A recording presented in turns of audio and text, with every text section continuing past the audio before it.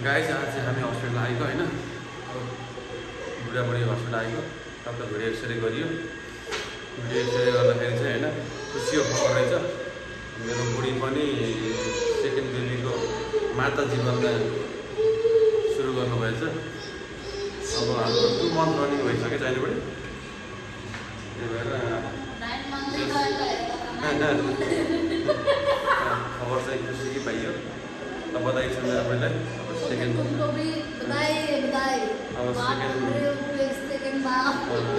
बात बन रहा है। अनि हमारा बीबी भी सेकेंड मॉम बन रहा है।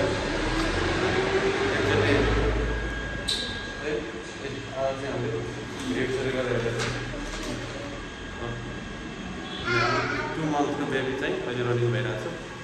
अब चाहिँ टप चलाएर बेबीलाई फेरि सोच्न परेको। एउटा पिउसो फेरि तल घुमिरहेछ हाई गर्दै। त्यो पिउसोको पिउसो चाहिँ यही छिन्। हमारी पिउसी ल साथीहरू होइन फेरि बाल गर्ने तयारीमा छ।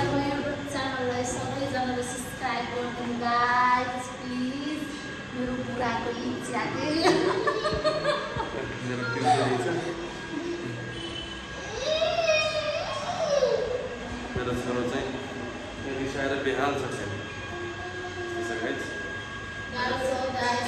बच्चा भएपछि यस्तो हुन्छ नि हस्पिटल आउन हस्पिटल आएर चेकअप गर्न बहुत गाह्रो हुन्छ। अनि एकजना अब मान्छे हारेस गर्दैछ मेरो बेबीको स्याहार सुसारको लागि एकजना आवश्यक छ। कोही इच्छुकमा हुनुहुन्छ भने सम्पर्क गर्नुहोस्। महिनाको सेलेरी 10,000 घरको काम सबै। ल बुढीलाई बधाई छ तिमीलाई होइन। अब आफ्नो स्वास्थ्यको ख्याल गर्नु।